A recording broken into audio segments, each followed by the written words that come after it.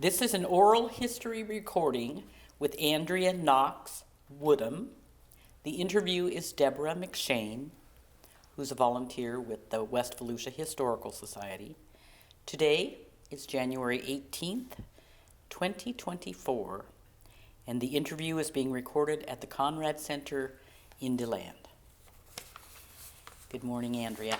Good morning, Deb. Right. How are you today? I'm fine. Good. I'm so glad you came down to have a little chat. Well, thank you for having me. Good.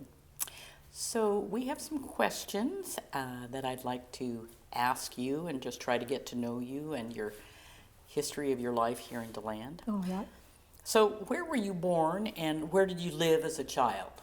I was born in DeLand, Florida, at the hospital on Stone Street. And I went home and was raised in DeLand at 347 East New York Avenue.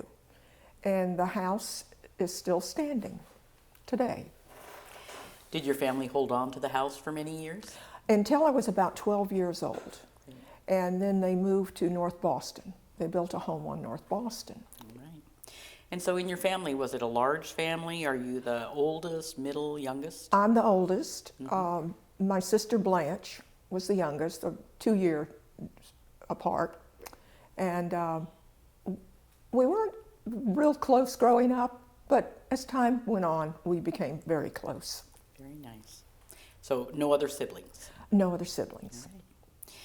And so how long has your family lived in the DeLand area? Oh, my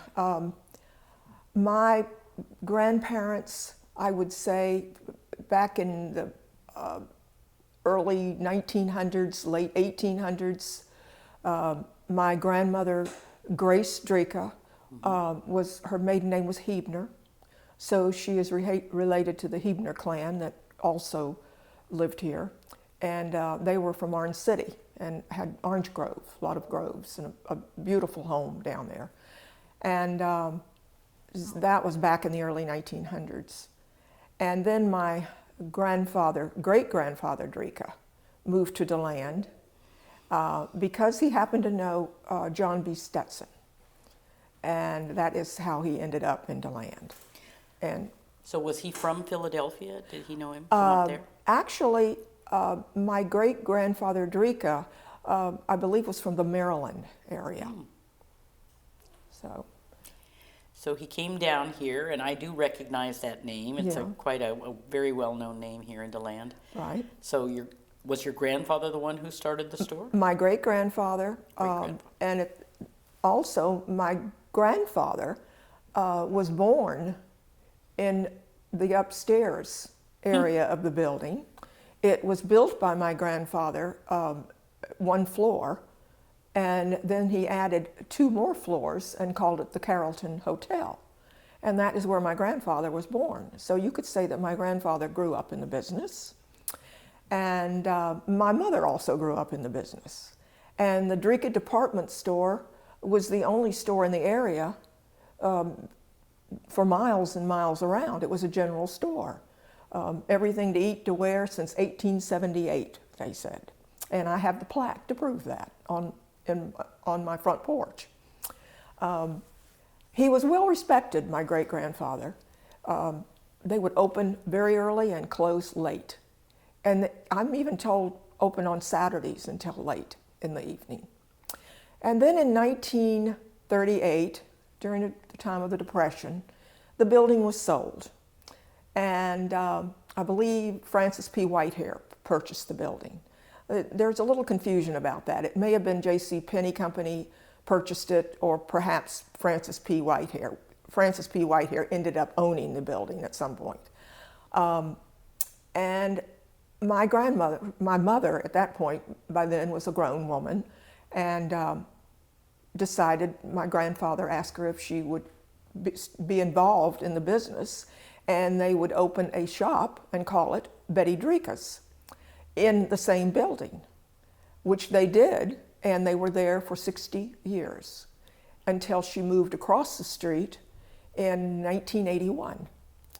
And at that point in time, the malls were coming into being, and it was beginning to be a real struggle. I was divorced and had not remarried, so I worked with my mother for about 10 years after my divorce and thoroughly enjoyed it and loved it as much as she did. And, but it was time to sell, and she did, and she was struggling with cancer. But she stayed with the business with Bob Scharf, the owner, the new owner. And she always wanted sons, but she only had 2 daughters. So she thought of Bob Scharf as a son. And I remember her telling me, because at that point in time she was struggling with cancer, that she wanted him to be a pallbearer, that he was to be part of the family. And he was. We abided by her wishes. She was a very, I asked my children what they remembered of her, because they were maybe in their late teens, early 20s when she died. And I remember my son, when I asked it to him, I remember her as being a very elegant, refined lady. In fact, a friend of mine referred to her not too long ago as a class act. And she was that. She was also a very private person. And she did not like to be on the floor taking care of the customers. She let her clerks do that. And they were more than clerks, I should say. They were lovely, fine ladies. And my grandfather would take care of the finances. And she would stay downstairs in the basement receiving the merchandise and looking at new merchandise that salesmen would bring in those days to show her. And she had a resident buyer, Mabel Dreka, in New York. And she concentrated on, with my grandfather's approval of how much she could spend, supplying the ladies of DeLand with upscale merchandise, not trendy merchandise, but merchandise that was of quality. She also offered furs, and she had a furrier in Orlando, LaBelle Fur. The old timers would remember them, and in New York. And she would send packages out on approval. In those days, they could charge, which, you know, that can be a good thing and a bad thing. But she was very accommodating when it came to her customers. And even our dog. We lived just a few blocks away, east on East New York Avenue. And the dog would find its way downtown and make the rounds and somehow end up at Betty Dreka's. And so they would call a cab. Oh, is this for a package or a person? It's for a person. And Sandy, our dog, would go home in a cab. And in fact, I even recall we did not clean our room one weekend, when everybody would go to the Athens or the Dreka Theater. They even had a Dreka Theater. And a cab came one day to the theater and picked my sister and I up, took us back home. Why are we going home? Because you did not clean up your room, and your mother is, you are going home. So that's the type of person my mother was. That's great. That's And my grandfather was a wonderful person, and my grandmother, and very close. So I'm going to turn the pages back just a little bit. So I'd like to know a little bit about when you were young, as a young child. Where did you go to school, and what was it like growing up in DeLand at that time? I went to school in Boston Avenue, went to Boston Avenue in elementary school, and then high school, DeLand High, DeLand Middle School. And it was located where at the time? On Rich Avenue. Okay, right in town. Rich and Clara, I should say. And we were such a small school, you know, and really the townspeople knew everybody. So did all the kids pretty much walk to school at that time? Yes, they did. We all knew each other. Of course, I think they were a little bit jealous of me because I was probably the best dressed kid in town at school. But, you know, I never realized that, I guess, until later on in life. But we were all very close, very close. Jane Edmonds was in my class, and her father was president of the university. And Emily Edmonds, his wife, would have teas and invite the community, and and Jane would hold parties, and we would have sleepovers, and we were all very, very close. And So about how many kids were in your class? I would say 200 to 300 at the most. And, but I remember running into Roger Smith the other day, who was a judge here, a lawyer, and now retired. And I said, we did have fun, didn't we? And he said, yes, we did. Well, the other day I ran across my old scrapbook that Mother kept, baby pictures, you know. And Roger Smith and Jane Stoudemire came to my first birthday party. That's how, you know, we were so, and our parents were good friends, and it was such a beautiful, quaint little town. And my sister reminded me the other day that it was a happy place to grow up in, and it really was. Very neat. Very nice. I think you were talking a little bit about a teen center that you Yes. all went to. We went to Teen Town on Friday and Saturday night. And where was that located? That was located on the corner of the Boulevard and, what's the name of that street? Anyway, it's where the Chamber of Commerce and City Hall used to be, on that corner, facing the Boulevard. And I remember, I was told, my sister reminded me of this the other day. Sometime during that period, Danny Thomas came to town and was having dinner in a restaurant called Morris's, which was a very famous, popular restaurant here in town, owned by a local family. And where was that located? And that was located on the Boulevard, where Firehouse Subs are now. And Mrs. Morris came over to Danny Thomas and introduced herself. That was about the time Danny Thomas started the St. Jude, and wanted him to go over to Teen Town and see us and introduce himself and give us a little pep talk, I guess you could say. And he did. And so that was something for DeLand, a celebrity like Danny Thomas, and he was very, very gracious. We do remember that. So was there anything about the country kids living in the country coming in, and the city kids? Was there a divide of anything like that? No, you know there wasn't. And I thought that was wonderful. I cannot remember there ever being a divide as far as who our friends were. I would attend birthday parties at the homes of people that had far less than I did, because I guess you could say I was a privileged child growing up. And but no, it was a wonderful town to grow up in, and nobody was better than anybody else. So what would you say is a fondest memory of something that happened, either childhood or teen years? I would say my summers in Asheville, North Carolina. My grandmother and grandfather had a little cottage up there, and we started going up there when I was about 6 years old. And it was a wonderful time in my life. And Mae Mae, my nanny that raised me because Mother worked, she would go with us. And she stayed with a family not far away from Haw Creek, and Willow Creek was the name of the cottage. That's what they called it. And it had some property around it and a garden and a beautiful willow tree. And we had friends that lived next door and not far away. And we just had the best time roaming through the woods. And we had my grandfather built a little place called the Grill. And that is where everybody would come from DeLand to visit, even some of our school-age friends. And so did people drive up? People at that would time, drive or up. They didn't take a train? No, or they usually drove up. Mm-hmm. And my grandmother would do her canning in the Grill, wonderful blackberry jam and bread and butter pickles that, of course, you can buy now, but they weren't like my grandmother's. And it was just a wonderful time. It really was. And so you went up almost every summer? Every summer until we were in our teens, I would say.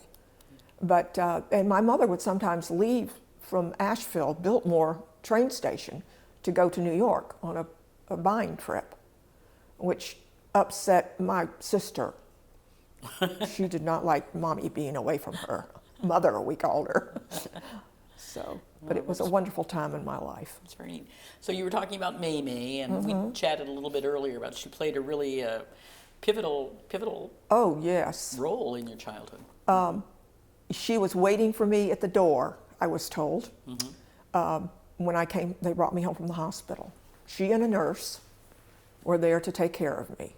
And my mother promptly handed me over to Mae Mae. And Mae Mae raised me and my sister. And she was like another mother to me.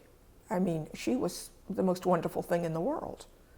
And what was her full name? Her full name was Mary Cook McArthur. And she had a son. She was married before she married the second time to a man by the name of Davenport. So she had a son named Beau Davenport, who became very involved in the community of DeLand and still is involved in the community of DeLand.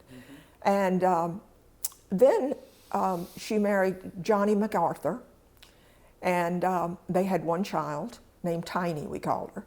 And I'll never forget the time that she told Mother that if it would be a problem for her having Tiny, and maybe she should find somebody else to work for. And my mother said, oh, no, you are going to stay with us, and we will provide Tiny with a crib, and you will take care of her and us at the same time. So that's exactly what she did. And Johnny McArthur would come pick her up. Now, John Boy, we called him, was a deputy sheriff in town. He worked for the police department in New Smyrna Beach. He was a wonderful horseman, had pasture for his horses here in town in an area called Cadillac Oaks, I think, a development off of the Spring Garden, 1792. And he was so well thought of in this town. And he was in the parade. He was in the parade. Did he lead the parade? He led the parade Arabian Stallion? On Arabian Stallion, called, I believe, Trigger, and did, what do they call them, where they do acts on the horse and that sort of thing. And every year he would lead the parade. And as I say, he and Mae Mae were so well thought of in the town. And in 1972, the JCs would choose a grand marshal, but they did not tell you ahead of time. They would knock on your door the day of the parade to let you know that you have been chosen. Well, lo and behold, John Boy and Mae Mae, I have chills thinking about it, were chosen to be the grand marshal of the Christmas parade. So that was 1972? 1972. And that was the first time that a black couple or a black person had been named a grand marshal. And she, of course, immediately called Mother, and Mother's friend and colleague and right hand at the store, Shirley Nash, and they outfitted her to the nines, and she rode in the parade with her hat and looked wonderful, looked great.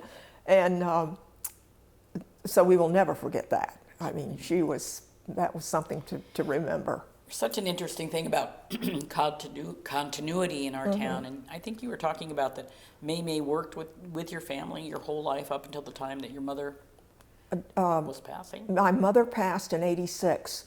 She continued on taking care of my father until 1992. And at that point in time, her uncle, Dr. Ernest Cook of Daytona Beach, wrote a letter and said that her health was beginning to fail and that she really needed to retire. But my father took care of her financially until the day he died, and then my sister and I did what we could to help her out. But so she was with you for 60 years. 50 years, Yeah. at least 50 years, yes. Very, very nice, good person. Nice. So I want to go back when you were in high school and you're making a decision for a next stage of your life. You chose to go to college, or what did you do? Oh no, unfortunately I chose to marry. Ah. Now in those days you got married because you had to get married. Well, that wasn't the case with me. I just was so in love with this man, and I thought he was in love with me. I guess he was at the time. And so we married. and he was in the Army. They sent him off to Marion Military School a couple of years before he married. His father did, hoping it would take care of our relationship. Well, it didn't. You know, absent makes the heart grow fonder or whatever. So he came back, and he was in the Army, and we got married in Columbia, South Carolina. And we lived at Fort Gordon for a couple of years, and that's where our son, Chris Giles III, was born. His father was Charles Christopher Giles II. And we were married, for about 13 years, I guess. But I had very serious health problems, and I dare say that probably played a part in our divorce. Mm-hmm. But so we did divorce, finally, for many reasons. And my daughter by then had been born.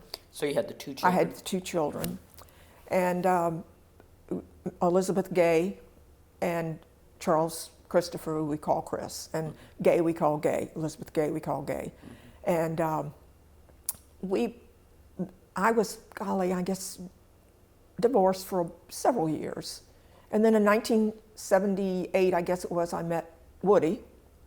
And he had a 15-year-old son, named Young Woody, we call him now. And we dated for about a year, and then we married. So you could now say I have 3 children, 2 sons and a daughter, because we've been married in June 45 years. Great. So the bulk of my life has been with Woody. And so when you first met Woody, you'd come back to town, you were working at Dreka's, or what were you doing? At that point or in being time, a mom? well, I was working. Mm-hmm. And I was trying to work from Orlando, which was where I lived before I divorced. But that was very difficult, especially with children involved. So I moved to DeLand. And my father and Woody, my father knew Woody before I did because they were boaters. And Woody was a member of the yacht club, and my father was one of the founding members of the yacht club. So needless to say, the yacht club was a very important part of my life and my family's life. And that's how I met Woody. And the day that I had my first date with Woody, my father came out.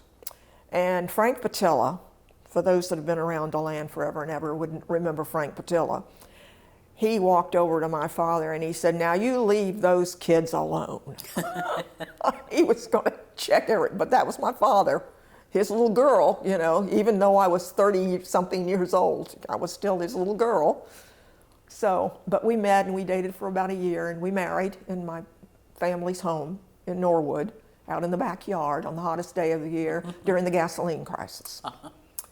And we moved quite a bit over the years, but we're back home now where we need to be. Great. And so your sister, did she stay in the DeLand area also? No, she left DeLand when she was a teenager, after she graduated from high school, and attended college, Florida Southern, for a while, and then met a man, Tony Chaitia was his name, and he was in the Navy. So they traveled quite a bit. And they ended up in Winston-Salem, North Carolina, where he worked for a large corporation and did quite well there. But they ended up divorcing for the usual reason, another woman. But they had 2 boys, and they now live in North Carolina, and my sister lives near them in Waynesville. And you're still close? Oh yes, we're very close. In fact, we lived in Waynesville for about 10 years, but we decided that we couldn't take the winters there, so we came back home. So I think that you've talked about after when the malls were coming on and going back to the store and the business, but you had your own dress store, I did. I remember Mother saying to me, "Now, if you must do this, Andrea, keep it small." Because in my mother's time, I mean, they had everything: lingerie, makeup, furs, you know, everything, and every department you could think of. And so I decided to open my store, and I opened it up on Indiana Avenue. And I was in that store that location, I should say, for a year or two. And at that point in time, I decided, well, if I can have one store, why can't I have two? So I opened another store in Mount Dora. Well, my daughter was living here at the time, and she had worked for a while with my mother at Betty Dreka's. And so therefore, this was after Betty Dreka sold. And so she was my manager of the Mount Dora store. So I closed that store, and I moved to a location on the front of the store, on the boulevard, which is where another ladies' dress shop is now. A little more, definitely more trendy than I was, and for a younger crowd, but a lovely person, very nice person. And I decided to just close my doors and close the doors and go work for the competitors. So I did, and I worked for Casual Corner for a while. I left there because my mother was so sick, and I left there to take care of her for a year or so until she died.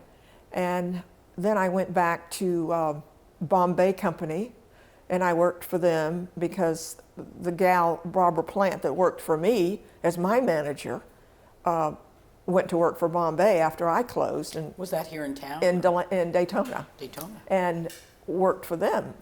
And then asked me to come to work for her, which I did, until Dillard's decided they wanted me back. I had worked, after I left Casual Corner, I went to work for Dillard's as a department manager for China and Crystal, which was totally foreign to me, except for being raised with it. You know, in those days you had china, silver, everything, the finest out, and the maids to serve you. My mother even had the bell under the dining room table to ring after when it was time to serve. And so that was, I was used to it, but that wasn't my cup of tea. So they needed a bridal consultant. So I ended up being the bridal consultant for about 5 years, I guess. And I would have showers and all kinds of things for them. And so that was how I ended my career in retail. That's great. So were there other activities, say, especially after retirement, or what would you say your major interests or things that you work with now? Well, I was very active in my church, St. Barnabas, on the Altar Guild, for instance.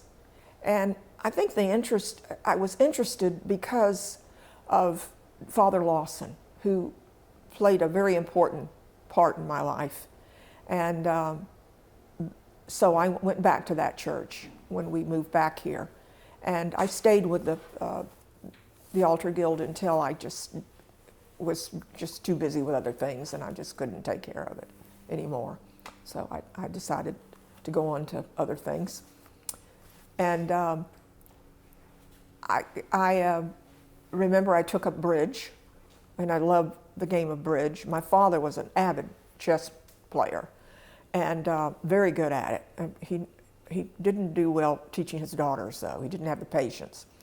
But I thought it was so silly the way he liked to play chess so much.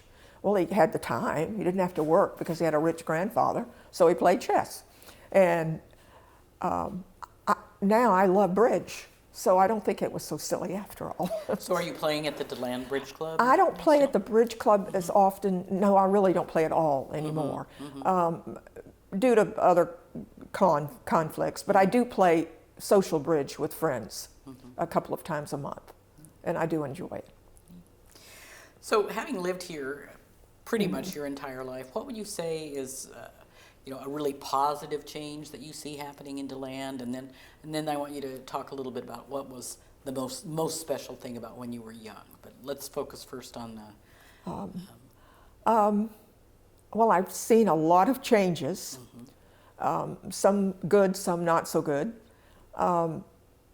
I remember the day when I was sort of looking forward to the progress, but now that has taken place, I hear a lot of comments, negative comments about it, the traffic, for instance, and that sort of thing.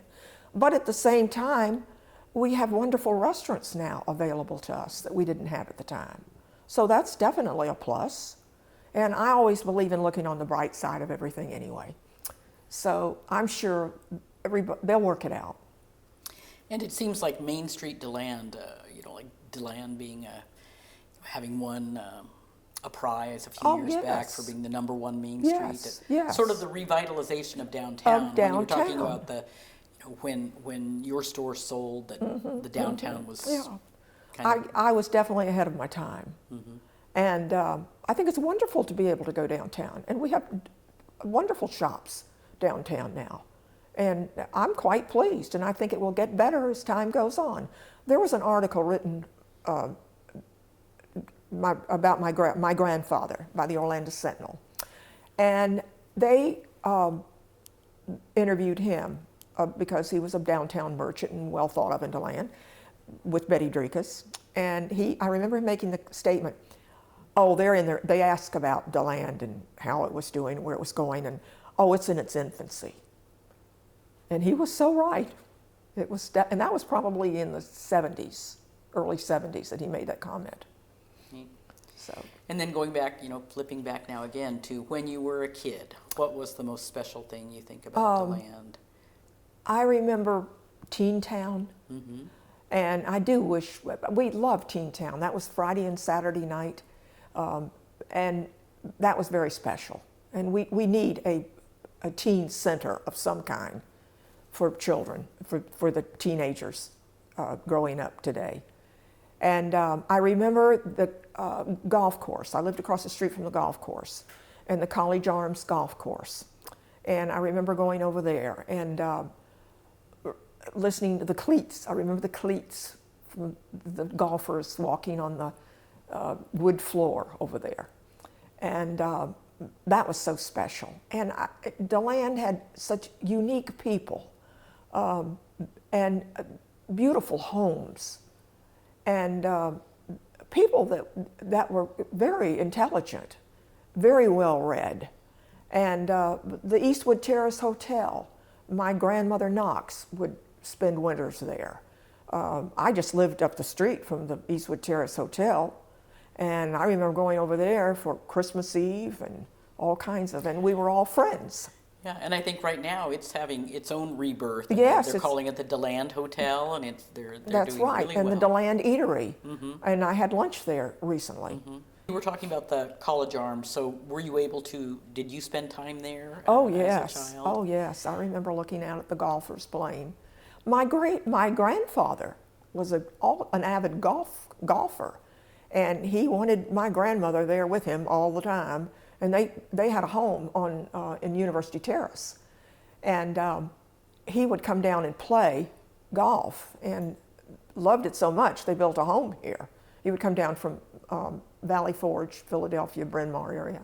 I would like to mention Shirley again, because my sister and I talked about her the other day. Okay. She was very important in my life growing up, because she worked with my mother. And this is Shirley Nash. Nash.